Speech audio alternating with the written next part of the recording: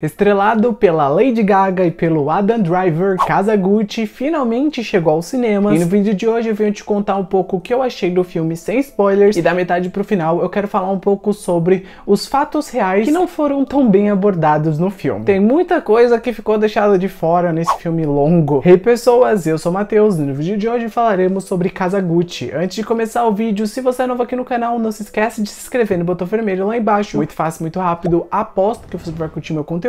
Então clica lá no botão para se inscrever. Mas não se esquece de deixar o like, que ajuda esse amigo. Então clica lá no botãozinho do like. E claro, vai lá nos comentários me contar se você já assistiu o filme ou se você pretende assistir. E se você já assistiu, me conta a sua opinião. Me conta um pouco mais se você achou que foi bem adaptada a história. E é isso aí, escreve tudo lá que eu quero saber a sua opinião. Em Kazaguchi nós conhecemos a Patrícia Reggiani, que conhece o rico Maurício Gucci e faz de tudo pra ficar com ele. Tanto é que no começo do filme a gente vê ela sendo uma stalker ali pra tentar se aproximar dele. Então ela faz de tudo pra sempre, convenientemente, ela e ele ficarem no mesmo lugar. Os dois então, em um certo ponto do filme, começam a namorar e isso desagrada o Rodolfo, que é o pai do Maurício. Mas a Patrícia e o Maurício nem ligam muito pro Rodolfo e aos poucos a Patrícia faz o Maurício se aproximar do tio dele, o Aldo Gucci, para assim ele começar a se interessar mais pelos negócios da família dele. E nesse meio tempo a gente acaba percebendo que a Patrícia e o Maurício acabam se casando, eles também têm uma filha, e aos poucos a gente também acaba notando que a Patrícia começa a criar uma rivalidade entre o Maurício e a família Gucci. Ela coloca o Maurício contra o Aldo e também contra o filho dele, que é o Paulo. E enquanto toda essa rivalidade estava acontecendo ali nos Gucci, a Patrícia estava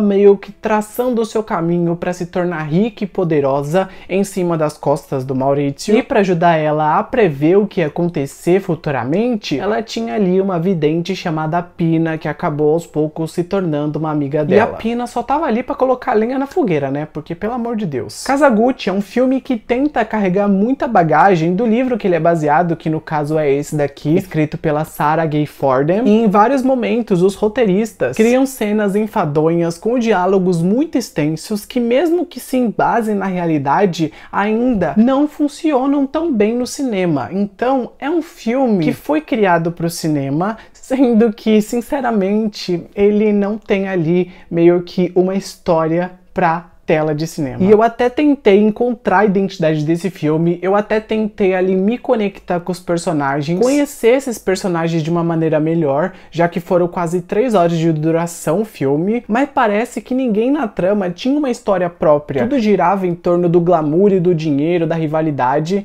e faltou essência no resto. Ninguém aqui no filme parecia um ser humano. A Patrícia e o Maurício, em vários momentos, foram personagens mais aprofundados, porém ainda assim, eles continuavam sendo personagens superficiais. E por mais que eu tenha gostado do filme, né, foi um filme que eu saí da sessão ali tipo, uau, foi um filme da hora, eu ainda assim não posso deixar os pontos negativos de lado. E o erro dos roteiristas aqui do filme foi tentar adaptar esse livro gigantesco em 2 horas e 48, porque eles pegaram a história, deram bagagem pros atores, mas ao mesmo tempo eles não focaram em si nos Gucci. E sendo assim, esse filme foi simplesmente um trampolim para Lady Gaga conseguir ali uma indicação pro Oscar. É notável que ela até merece essa indicação, a atuação dela como a Patrícia foi atenuante, e mesmo com o roteiro fraco, ela conseguia ainda contornar os péssimos diálogos com a presença forte que ela tinha na tela, mas isso só acaba afirmando ainda mais que o filme em si não teve um roteiro tão bem trabalhado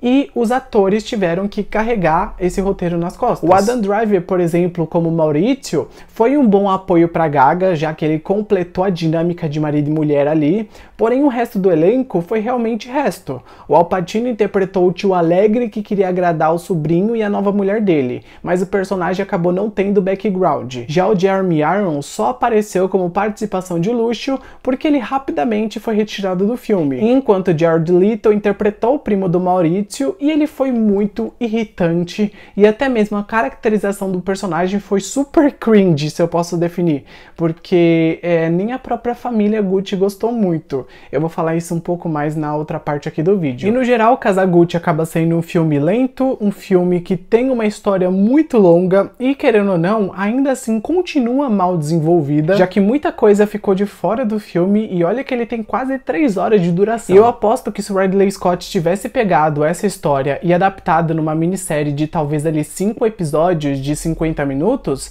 a história fluiria muito melhor, teria mais detalhes e ela seria um pouco menos enfadonha. Entretanto, mesmo com os pontos fracos do filme, ele ainda consegue se beneficiar de uma boa trilha sonora, de um bom figurino, de um bom departamento de cabelo e maquiagem. O design de produção também consegue levar a gente lá para os anos 80. E claro, a Lady Gaga e o Adam Driver são grandes pontos fortes do filme. Porém, a história deixa um pouco a desejar. E falando da história, a partir desse momento eu quero falar um pouco mais aí com spoilers sobre a história real, né, que envolveu os Gucci. Quero comentar algumas coisas que ficaram de fora do filme. Então, se você ainda não assistiu o filme, pausa aqui porque teremos alguns spoilers a partir desse momento. Daí, quando você assistir o filme, você pode voltar. Mas antes de sair do vídeo, já deixa o like, se inscreve no canal para não perder nenhum próximo vídeo e comenta se você pretende assistir o filme. Coloca lá nos comentários. E não esquece de voltar aqui depois. E se você já assistiu, fica comigo porque tem algumas coisinhas aí pra gente conversar. Vamos então falar um pouquinho sobre todo esse caso que foi abordado em Casa Gucci. E pra gente começar a falar sobre esse caso, nada melhor do que conversar sobre a Patrizia Reggiani. No auge do relacionamento, o casal Patrizia e Maurício tiveram 2 filhas, uma delas não foi colocada no filme, e eles eram conhecidos por seu estilo de vida luxuoso. A Patrizia até acabou sendo apelidada de Elizabeth Taylor milanesa, enquanto Maurício foi considerado uma criança rica que quase levou o império da família Gucci pro fundo do poço. O Maurício e a Patrizia também acabaram navegando pelo Caribe em um iate caríssimo e eles esbanjavam várias propriedades ao redor do mundo, sendo que algumas dessas propriedades eles tinham alguns encontros com os Kennedys e com os Trumps. E enquanto esse casal estava passando ali por um momento ótimo no casamento, a gente também estava vendo em 1980 o Aldo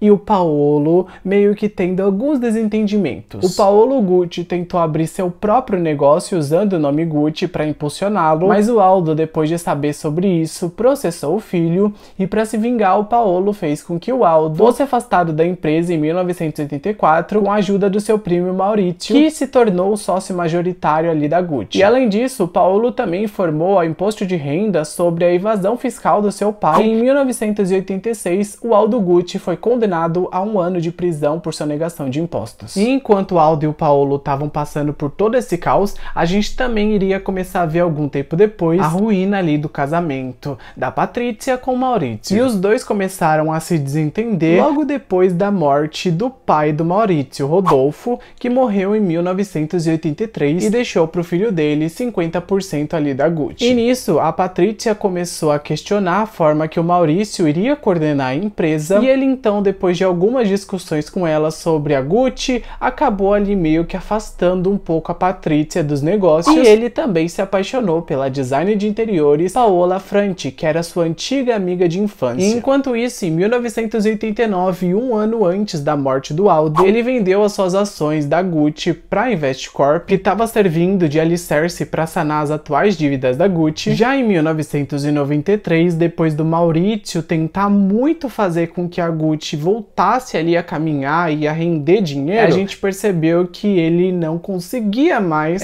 administrar a empresa, porque primeiro, ele nunca foi um administrador, ele queria estudar direito, então ele não sabia como coordenar uma empresa. E aí aos poucos ele foi fazendo a Gucci descer e descer mais, os gastos excessivos na vida pessoal, então ele vendeu as suas ações para a Investcorp. Fazendo assim, a dinastia da família Gucci não existe mais, porque as lojas Gucci não eram mais coordenadas por nenhum Gucci. E chegamos agora em março de 1995, com o divórcio da Patrizia e do Maurício sendo finalizado, e o Maurício Gucci foi mortalmente baleado por um atirador desconhecido ao tentar entrar ali no prédio onde ele trabalhava. E os investigadores na época tentaram de todas as formas descobrir quem era o assassino do Gucci. Eles cogitaram ali ser pessoas mal intencionadas que queriam cobrar dívidas, até mesmo cogitaram que a família Gucci, que era cheia de rivalidades, poderia ter a ver com essa tal morte. Mas então, em um certo dia, um informante afirmou ter ouvido alguns comentários sobre esse tal assassinato do Gucci, e essa denúncia desse tal informante acabou conduzindo a investigação da polícia até a Patrizia, que realmente era culpada pela morte do Maurício. Tanto é que ela foi apelidada na mídia italiana de a Viúva Negra. A Patrizia Patrícia então foi presa e condenada a 29 anos de prisão em 1997 por planejar o assassinato do ex-marido, porém sua sentença foi posteriormente reduzida para 26 anos, mas ela só cumpriu 18 anos de prisão. E eis que então, em 2014, a Patrícia saiu de trás das grades. E ela deu uma das primeiras entrevistas ao folhetim La República e disse: "Ainda me sinto como uma Gucci. Na verdade, a mais Gucci de todos eles." Afrontosa, né? Vamos falar a verdade. Matou o ex-marido e ainda tava de cabeça em pé. Já em 2016, o The Guardian fez uma matéria com a Patrícia, onde ela contou algumas informações de como foi ali a prisão dela. Ela disse que os momentos encarcerada ali em Milão foram bem confortáveis. Ela dormiu muito, ela cuidou das plantas dela, ela até cuidou do Bambi, que era o furão de estimação que ela tinha na prisão. E esse furão foi dado pra ela lá dentro, depois do advogado dela insistir muito em fazer um acordo ali com o povo da prisão. E o tadinho do furão acabou não saindo muito bem dessa história, né? Porque uma das detentas sentou em cima dele acidentalmente.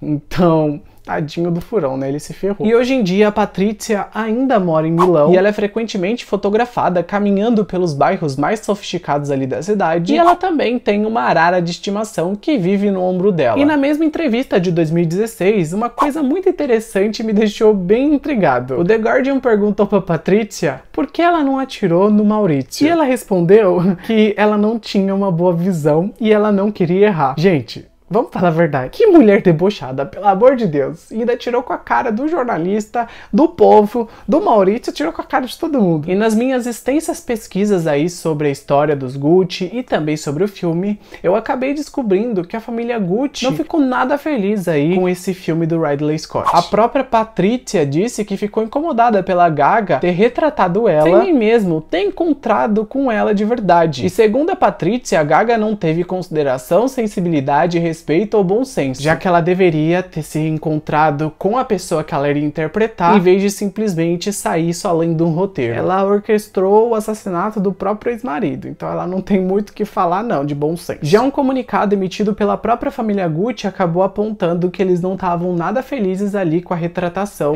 dos Gucci na telona. O comunicado dizia que eles estavam verdadeiramente decepcionados com o filme, e segundo a filha do Aldo Gucci, os cineastas roubaram a identidade de uma família pra lucrar e ainda retrataram o pai dela de uma forma horrível. Ela disse que ele não usava aqueles ternos cafonas com aquele cabelo despenteado. Ela falou que ela se sentiu bem ofendida com a retratação do pai dela. E pra terminar esse vídeo, eu preciso mencionar onde estão as filhas da Patrícia e do Maurício. No filme, a gente acabou só vendo a Alessandra, que é a filha mais velha, mas na vida real, eles tiveram outra filha chamada Allegra. E quando a Patrícia foi presa em 1997, a Alessandra tinha 20 anos, enquanto a sua irmã mais nova, Allegra, tinha 16. E as duas, logo depois da prisão da mãe, receberam o controle das propriedades e dos iates do pai. E em 2004, a Alessandra e a Allegra fizeram uma campanha para um novo julgamento no caso da mãe, alegando que ela não estava com sanidade mental na época do assassinato, já que ela tinha feito recentemente uma cirurgia para remover um tumor cerebral em 1992. E a Allegra até estudou direito para tentar ajudar ali no caso da mãe dela. E atualmente a Alessandra e a Allegra